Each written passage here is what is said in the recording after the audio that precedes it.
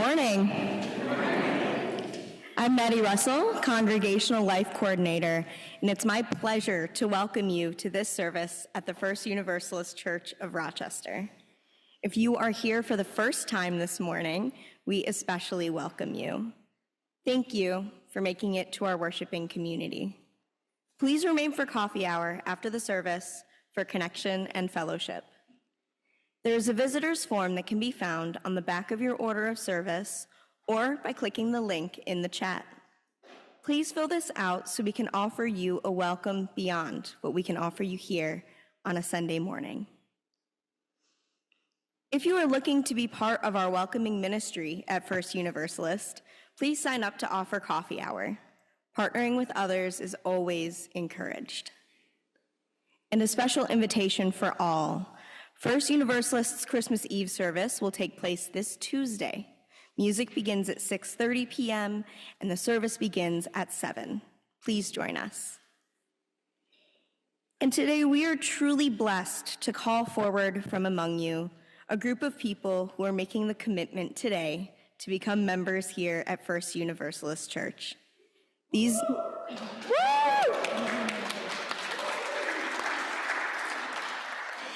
new members have done their discernment, have spent time with us and amongst us, and are now making their responsibility to this congregation official today.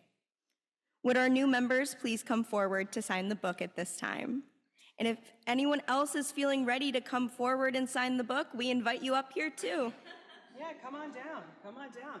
As our new members come forward, the members of this congregation will prepare our hearts, minds, and souls to offer a blessing to these kindred spirits. We know that as a church, we need new perspectives. We need new people to help us grow into the congregation we seek to become and to help us live out our shared mission to nurture the spirit and serve the community. Our membership books and our archives contain names dating back to 1846, to the official founding of our congregation. Today, as our new members join this long line of families and individuals that have signed and dedicated themselves to make First Universalist their religious home.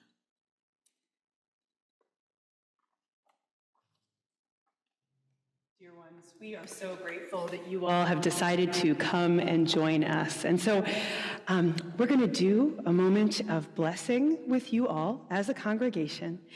And hand you a gift. And then when we are done, I'll invite you to make your way down the stairs and to sign our membership book right down there at our Joys and Sorrows table. It is a blessing to have you all join us today. So for our blessing, let me grab, I told you all you dressed appropriately for this. So we'll start with you if that's okay. Mm-hmm. Please state your name. Adam Durand. Adam Durand. May your thoughts be wise. May your lips speak truth. May your heart know love. And may the work of your hands be blessed all of the days of your life. Welcome to membership. And what's your name? Carly Harwood. Carly Harwood. May your thoughts be wise. May your lips speak truth. May your heart know love, and may the work of your hands be blessed all of the days of your life. 2 more. What's your name? Elena Dorian. Elena Dorian. May your thoughts be wise. May your lips speak truth. May your heart know love, and may your hands be blessed all of the days of your life. And what's your name? Rob Dorian. May your thoughts be wise. May your lips speak truth. May your heart know love. And may your hands be blessed all of the days of your life. Would the members of our church rise in your pews as you are willing and able? And will our visitors please bear with us today as we ask our members to read aloud our blessing, which should be up on the screen in just a moment. Thank you, Charlie, for being amazing today. Oop. Nope. There, yep. Okay, well, we're just going to have you repeat after me. So will you please repeat after me? Friends, you have joined our church. By placing your names alongside our book of names. By placing your names alongside our book of names. Have you come of your own free choice? Have you come of your own free choice? To live in covenant with us. To live in covenant with us. And to move together with us. And to move together with us. Into our future with hope and vision. Into our If so, please say yes. Yes. Nice. Please repeat after me. We, the members of First Universalist Church, welcome you to our search for faith in freedom. Welcome you to our search for faith in freedom. Our work for justice with love. Our work for justice with love. And our practice of keeping an open mind. We pledge to offer you support in times of sorrow. Laughter in times of joy. Encouragement in times of doubt. And to hold our lamp high to light you on your way.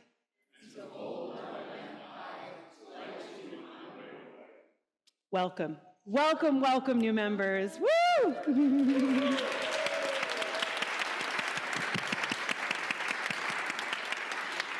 As our new members make their way down to sign our membership book, I want to invite us to just take a moment to connect with our online community here. So if those gathered here in person could turn towards Hope and offer a wave.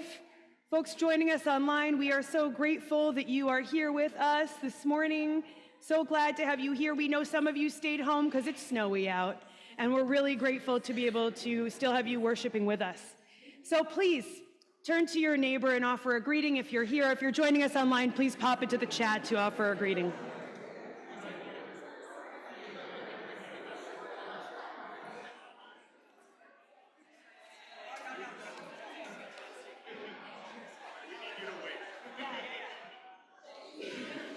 Dear ones, all right. We've had enough socializing for now. Please join us in singing hymn number 1000. Morning has come. It is the first hymn in your teal hymnals if you'd like to have the music in front of you, but also the words will be up here on the screen. So let us be reminded on this morning after the winter solstice that morning has come.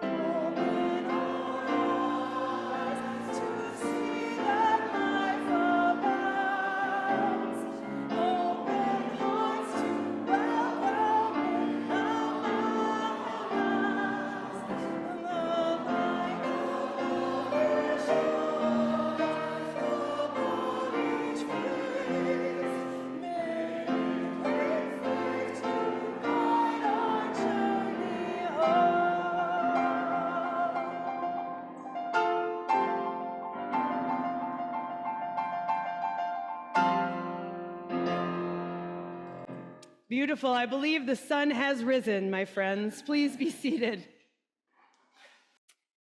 Our worship associate this morning is Ezekiel McGee, who joins us from California at 7:30 a.m. to be our worship associate. So thank you, sweetie. Thank you, Ezekiel. Good morning, everyone. As we experience the longest night of the year, we can take this time for deeper and more intensive self-reflection. Turning inward to examine our thoughts and emotions can be unsettling and even scary. It's a process that can dredge up long-buried memories that we would rather stay underneath the surface. However, I would encourage you all to take this night of peace and quiet and open your heart and mind to whatever comes. You might find that being free of the distractions that light can bring will allow you to understand something painful or difficult from a completely different perspective. I think the practice of sitting with your emotions is so very important in a world that can often feel very surface level. I hope that this year's winter solstice has been an enlightening and gratifying time for you. Come, let us worship together. As Tom Williams comes forward to light our chalice at First Universalist, and you light a chalice in your own homes, please join me in our chalice lighting words spoken in unison. May we be a people of welcome, here to grow in heart and mind and spirit, and may we reach out to serve our community.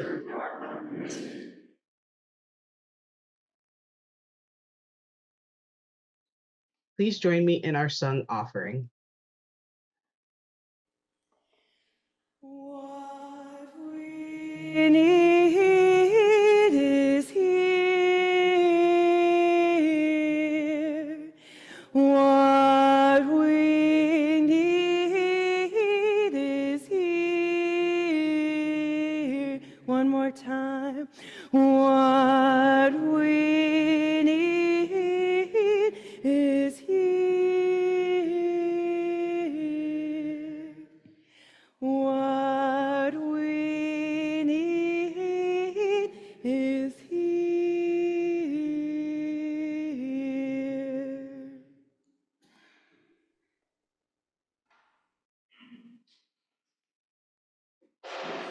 As the holidays are often an abundant time of giving, I welcome everyone to include our wonderful church in your end of the year philanthropy.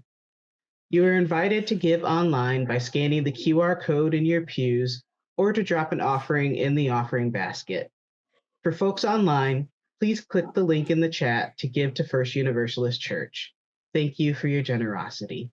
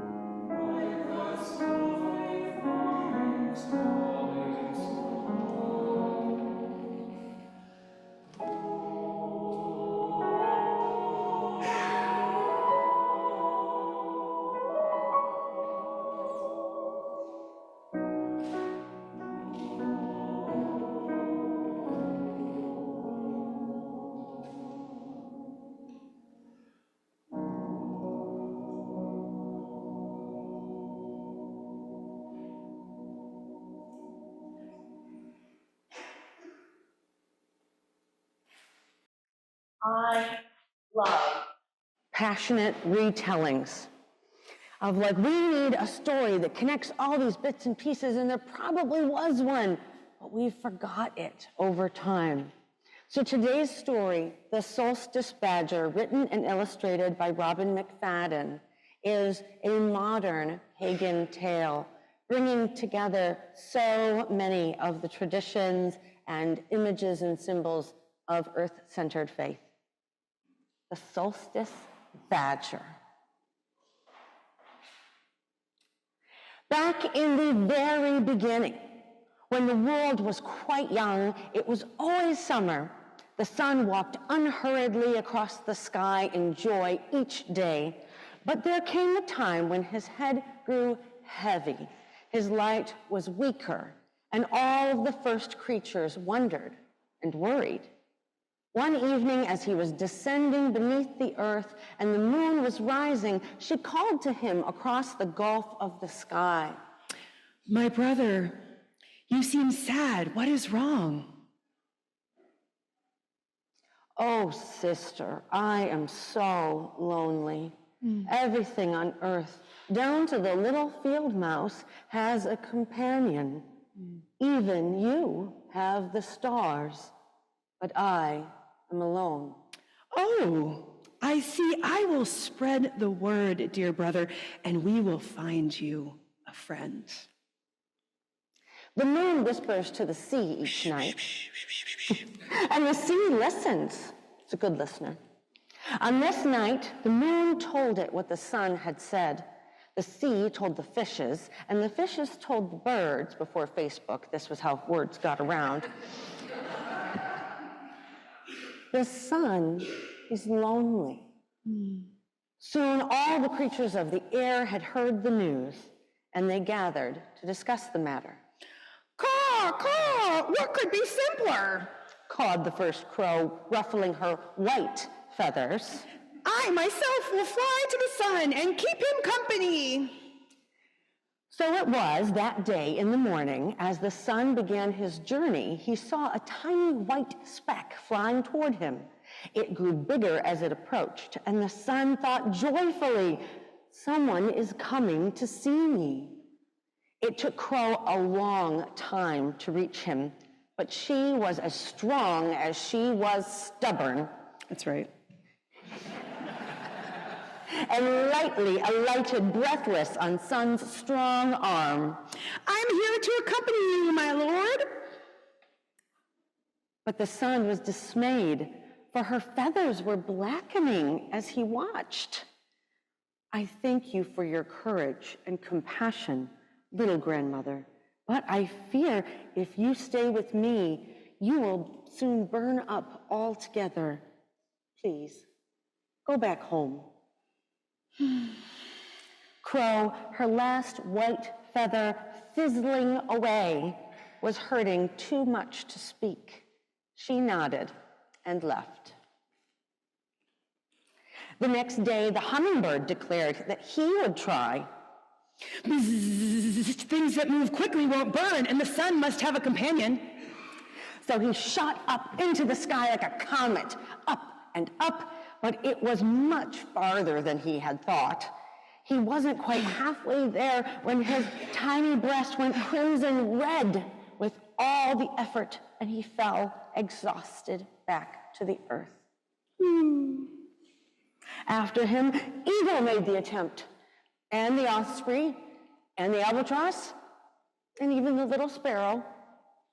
All the birds tried and failed. The sun grew more and more dismal.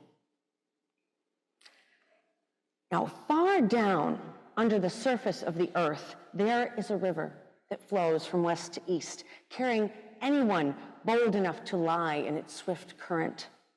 It runs from horizon to horizon, and both the sun and the moon rest in its waters when they aren't in the sky.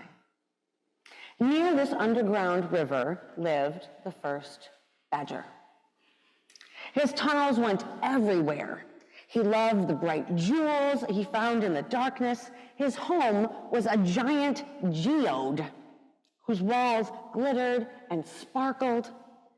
In his solitude, he was happy and content.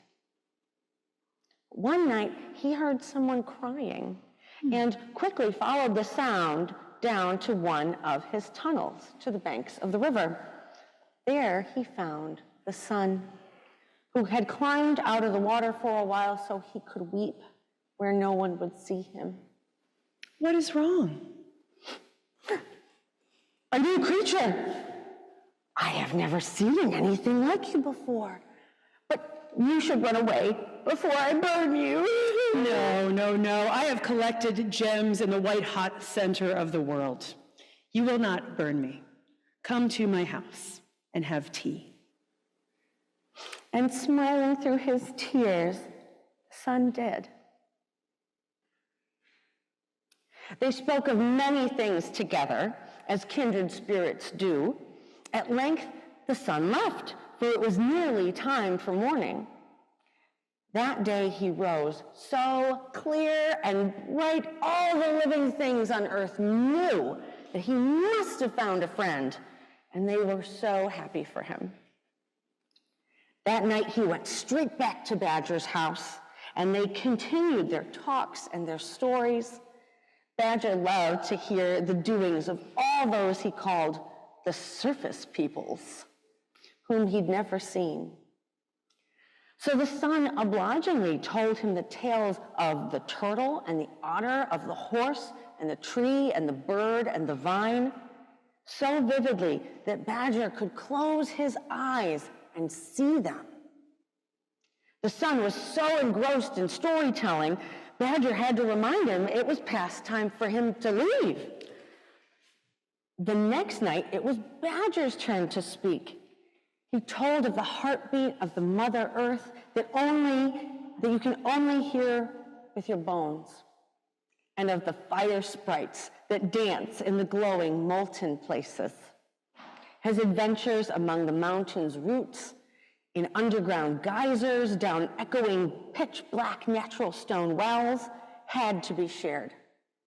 And he told of the shallow tunnels under which he would listen to the surface, if not see it.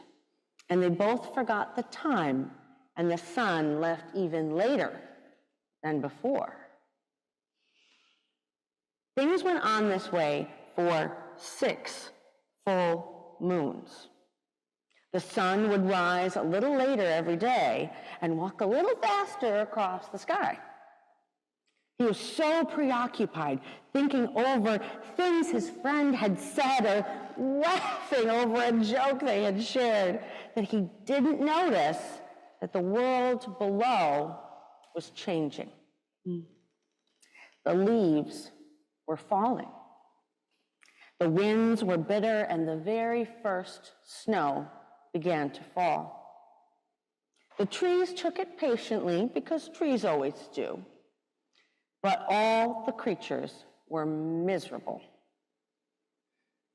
A day came when the sun fairly sprinted through the sky, for he remembered a story he hadn't told Badger yet, and he couldn't wait to tell it.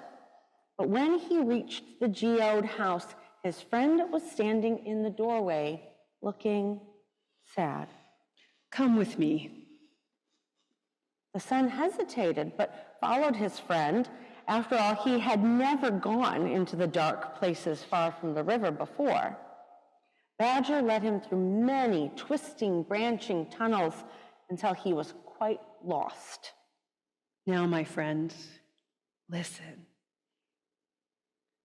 The son realized that they were in a shallow tunnel.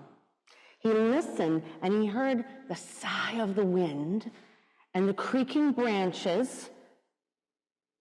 He heard sounds of shivering and sneezing, but no bird song and no scampering feet.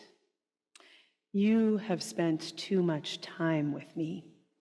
The world has grown cold without you. Dun, dun, dun. And this is where we shall pause our story.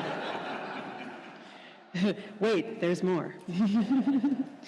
So I want to invite you now into this reverent time of sharing the joys and the sorrows of our gathered community. If you'd like to just settle in, I know we're all already in a listening mode, but if you'd like to place a hand over your heart, you can connect to that space from wherever you are, whether you're joining us from somewhere else entirely, from home, or right here in this sanctuary. As Tom graciously places stones into the bowl, I will read aloud the joys and the sorrows of our gathered community. All online are also invited to share your joys and your sorrows in the chat, and I shall do my best to read them aloud. We share gratitude this morning from Reverend Michelle for your love, your notes, your support on the loss of her mother-in-law. Continuing to hold you, Reverend Michelle, in our hearts. We share a joy this morning on behalf of the congregation, wishing Lou Ward Baker a happy birthday. Happy 93rd. Woohoo! We share a joy this morning from Ann Rohde, who is so grateful for the loving and supportive care of this community after the death of her sister, Eileen. She writes, I truly feel held in the heart of love. And we continue to hold you there, Ann, you and your family. We share a joy this morning from John, both Carol and we celebrated both his wife Carol and her mom's birthdays this week. Mom is 94. We also share a celebration of the life of a 96-year-old friend, I think from Dave Van Arsdale. Yeah, okay, great. And we share a joy from Melissa Parrish that I have received a job after 4 months of being unemployed. It's my dream job, and I start January 13th. Congratulations, Melissa. Joining in your joy.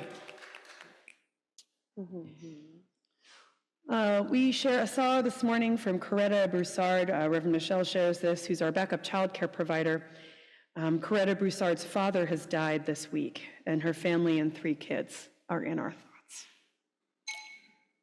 We also share a sorrow from Connie Volk that many of us recall the courageous stand Father Jim Callan took on LGBTQ issues and the right of women to contribute to Catholic worship services at Corpus Christi. After being excommunicated by the Catholic Church, he and his followers founded Spiritus Christi, and he changed the body of Christ to the spirit of Christ. And the Rochester community is mourning the death of this visionary priest. I believe a memorial service is planned for the 28th of December. We also share a joy from Jean Ott, who's finally conserving energy and time by deciding to make cookies after Christmas.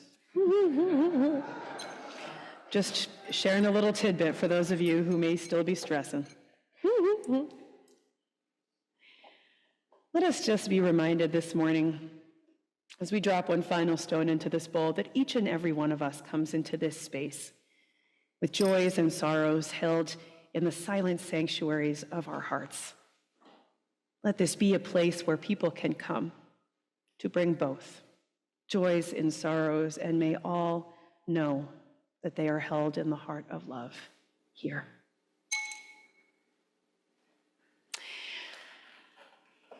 We hold this morning that this is a church worshiping in a time of war and conflict. And we especially hold the fact that, I'll just be real with you, I am a bit tired of having to keep doing this. You know what I mean, y'all? But here we are. We continue to hold that we are a church worshiping in a time of war and conflict. We continue to hold the many families who are grieving, the many families who are grieving in Palestine, in Israel, in the Congo, in Sudan, in Ukraine, in the many places we do not know. And we connect our grief through this white candle to these larger griefs felt in our world. May our losses be connected to their losses. May our sorrows be connected to their sorrows. May we not see these as too far from us. We also light a yellow candle this morning to be reminded of the joys that continue to sustain life in times of war, the joys of sweet reunions that were perhaps unexpected, the joys of life milestones, family celebrations, weddings, births that continue even in times of deep sorrow and sadness. May our joys be connected to those who may not be as close to us and as near to us, but who are us just the same. Beloveds, we hold a moment of silence each Sunday when we gather to honor both those that we cannot name, cannot fully know, who have died this past week due to war, those in our own military service, and those who live elsewhere. May we hold a moment of silence to honor and acknowledge the many deaths that have happened this past week.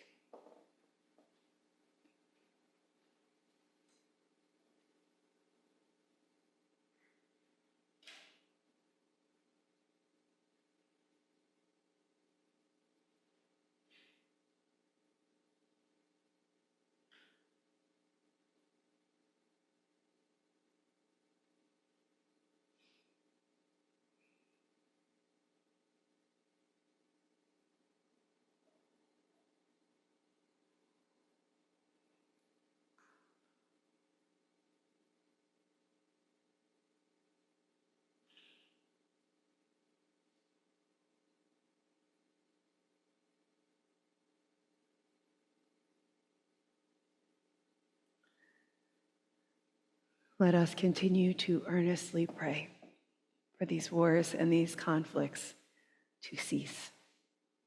Amen. Blessed be, and may it be so.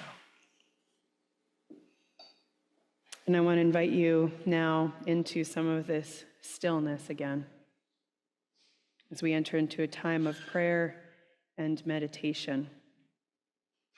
So if it feels comfortable to you, I want to invite you to close your eyes, to roll your shoulders down, to allow your hands to rest gently on your lap or by your sides, however feels most comfortable, to feel your seat connected to the earth, to feel your feet connected to the earth.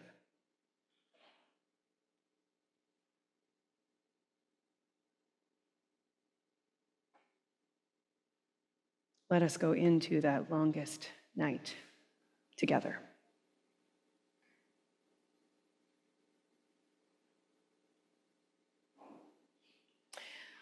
Drawing inward towards our hearts, eyes shut, we embrace the dark. Darkness that holds the reflective mind, heart, and spirit. Darkness that allows us to slow down.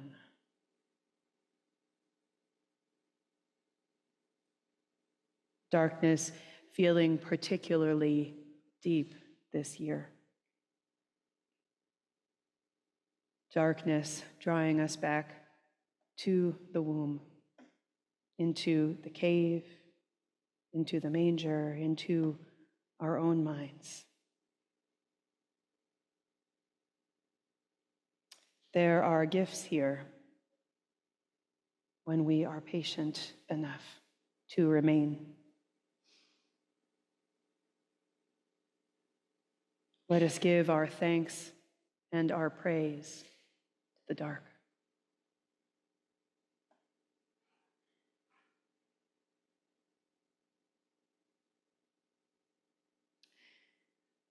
Today we gather to welcome the light, the sun's return, emerging again to show us what has not been visible,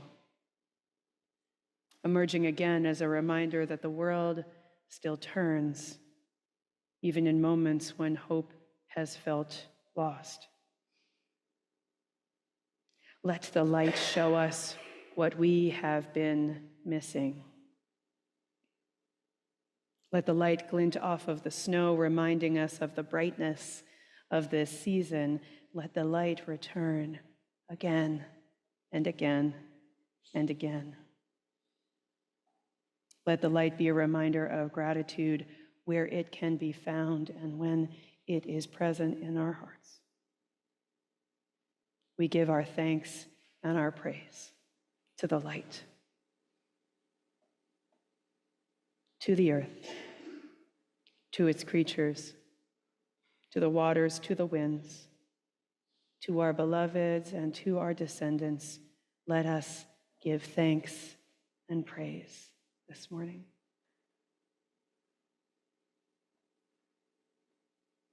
As we continue to draw inward, may we take a moment of shared silence together to hold the stillness and the slowness that this season has called us towards.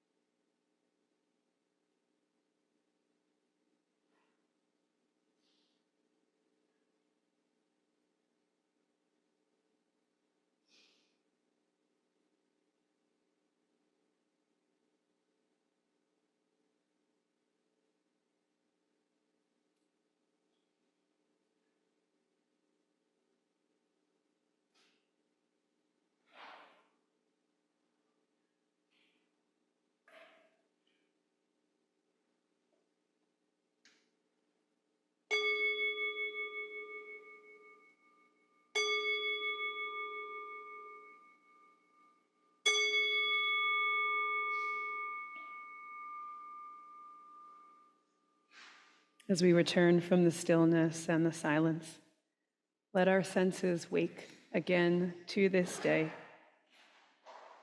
Let us be awakened in this time. With our hymn of contemplation, hymn number 298, Wake Now My Senses, we'll sing verses 1, 3, and 5.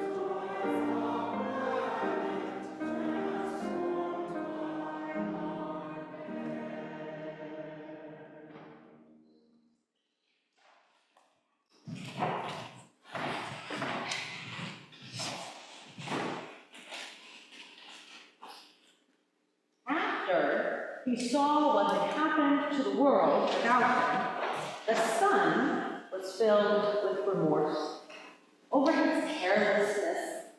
He would have rushed back to the sky and stayed there for weeks, But again, his smart and thoughtful friend stopped him.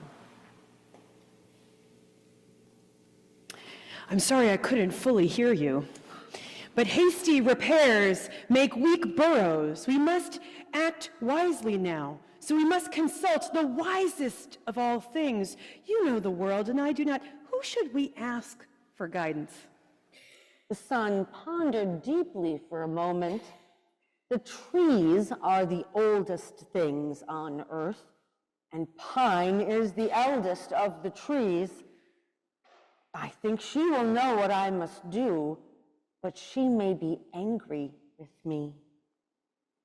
I will go to her, and I will make gifts to soothe her anger. They returned to Badger's home, where they collected a sack with the most glorious gems that Badger had collected, and enough food for a mighty feast. Wait here for me. Then, for the first time, torch in paw, Badger tunneled to the surface. Pine stood in a glade in the forest. She was blanketed with snow, but her dignity and foliage were unchanged by the changing weather. Her spreading boughs sheltered many of the first creatures. She had seen all the first creatures come into being, so she was not easily surprised. Thus it was that when Badger scrambled to the surface before her, she greeted him calmly. Hello, small animal who befriends the sun. Welcome. My friend wishes to undo the harm he has unwittingly caused. If he went back to his old ways, would the world be healed? If he brought the warm back tomorrow, the world would drown in snowmelt and all would be chaos. Are you sure? I'd really like it to be warmer tomorrow. No. Sorry. Wise ones. Wise one. Sorry, I got into another story. Wise one. I have brought gifts for you. Will you accept them with our apologies and tell me what advice to give my only friend, the sun? Badger opened his sack to reveal foods beyond count, jewels without price. Pine looked at them thoughtfully. A generous gift, and one I have no use for. Give them to the creatures who have suffered more than I. As for the solution, it is simple. The sun must regain his old habits as gradually as he lost them. All good things in this world happen slowly. Seeds and eggs and seasons alike. Thank you. You will miss him. I will. You need not. My roots are on the Great Mother's pulse, and she speaks now through me. When 7 cycles of the moon have passed, the days will be as long as ever again. But then your visits together may grow again. After 13 moons, the pattern will begin anew. For the sun must have a companion, and the badger must be rewarded for his selflessness. The mother has decided to welcome the dark times and call them winter. All things alive held their breath in a moment of awe.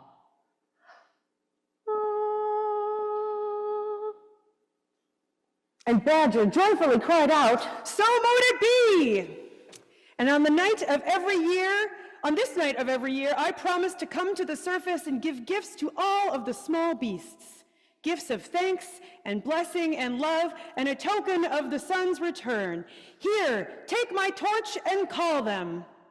Pine bent forward and grasped the light, and when she straightened, it could be seen held firmly in her topmost twigs. Far and near, the creatures of the forest saw it flickering in the dark and began to draw closer. As they arrived, one by one, the little animals saw that Badger had been busy. Pine was covered in jewels that shimmered and sent rainbows dancing all over the glade. On the ground was spread a banquet, enough for everyone and more. Badger watched the glorious feast begin, well satisfied, and then tunneled back home as fast as he could to tell Sun the good news. And the next morning began a little earlier. Yay! As it was then, when the world was young, so it is today. The seasons turn on the linchpin of a friendship, of relationship. Each day, the sun watches the world and everything in it, for he is collecting stories to tell Badger. Their visits together grow longer every night for half a year. At the darkest of times, we still honor wise old Pine by hanging jewels on her branches. And on the longest night of all, Badger still comes to the surface with a sack full of gifts and gives them to all the smallest creatures who bear patiently the cold and darkness, knowing that even the winter will forever be joyful as long as the solstice badger keeps his promise, and he always will. The end.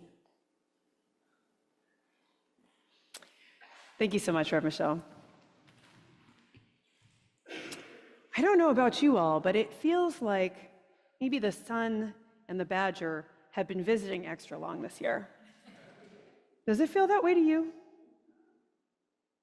It has been a season when the darkness has been so close. Perhaps the sun has needed more time with his friend. Perhaps we too are in need of more time with friends during this season of the year.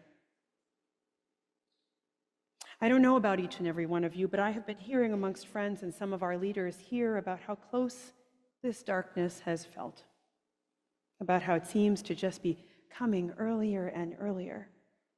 And for those of us who are prone to shifting moods based on the seasons, this time can be a difficult one. If you have been feeling that way, I want you to know this morning that you are not alone.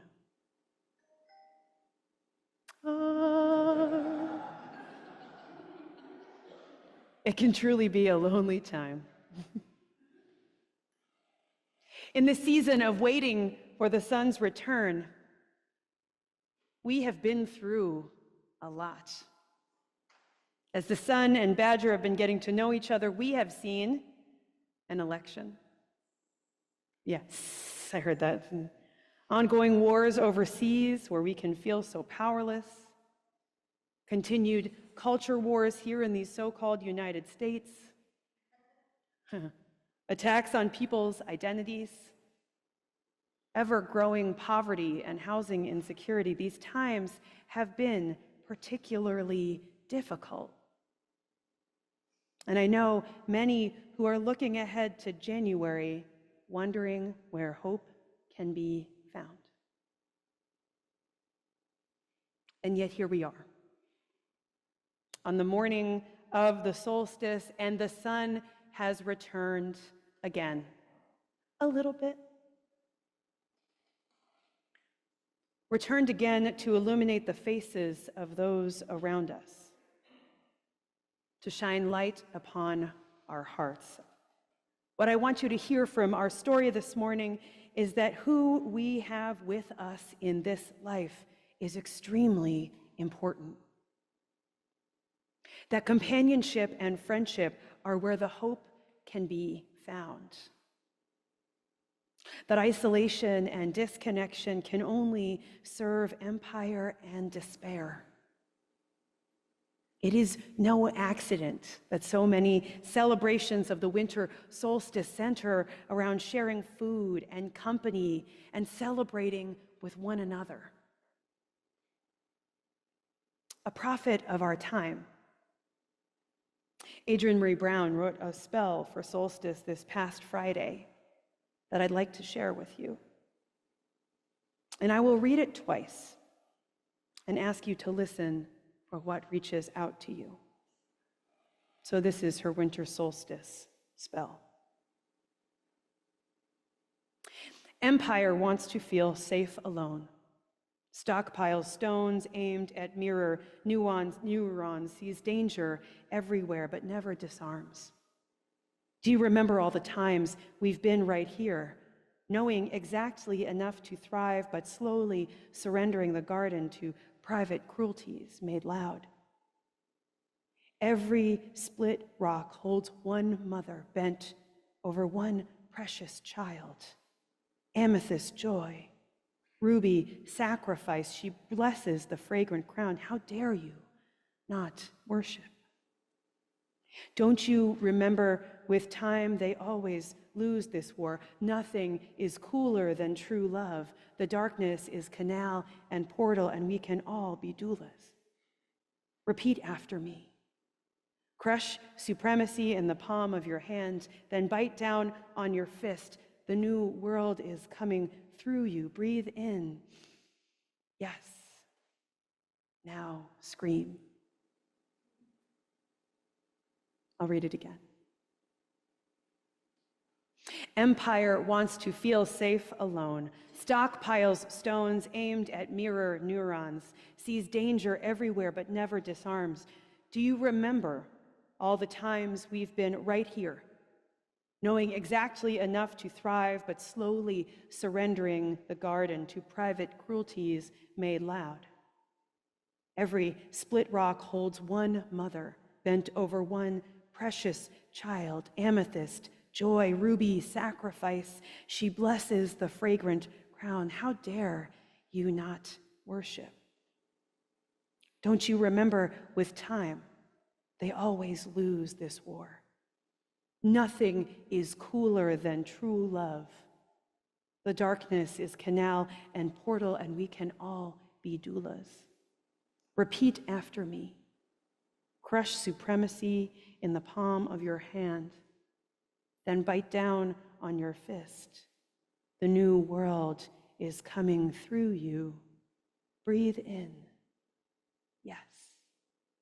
Now scream. A reminder this morning that we are not alone. A reminder this morning that the sun has again risen, that the seasons and the cycles of the earth continue each and every single year. A reminder this morning that if there are difficult times that you are facing in the darkness, that we will get through this together. Happy solstice, First Universalist. It is good to be with you this morning. As we close our service, our closing hymn is number 363, Alleluia Sang Stars, a song to praise the nighttime. Please rise in body or in spirit as you feel called and join us in singing 363, Alleluia Sang Stars.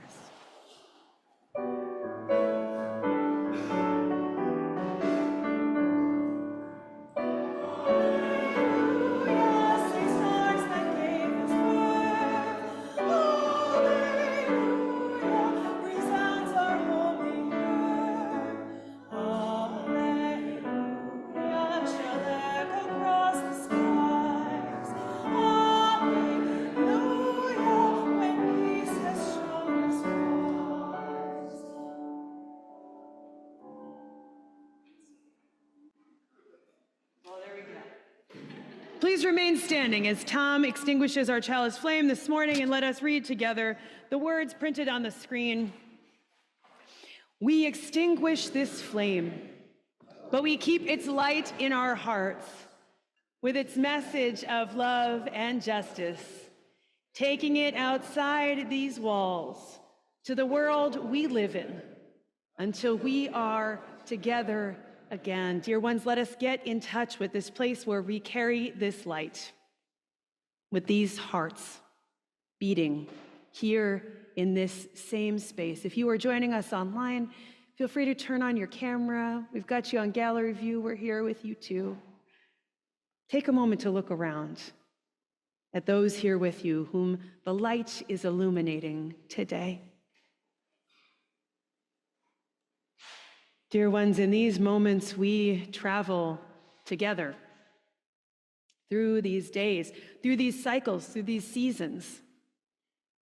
A reminder this morning that the sun returns. A reminder this morning that the light returns. A reminder this morning that you are companion and companioned along this journey. May you know that you yourself are loved. And may you go and be that love to whomever you meet in the days, moments, and weeks ahead. Amen. Blessed be, and may it be so.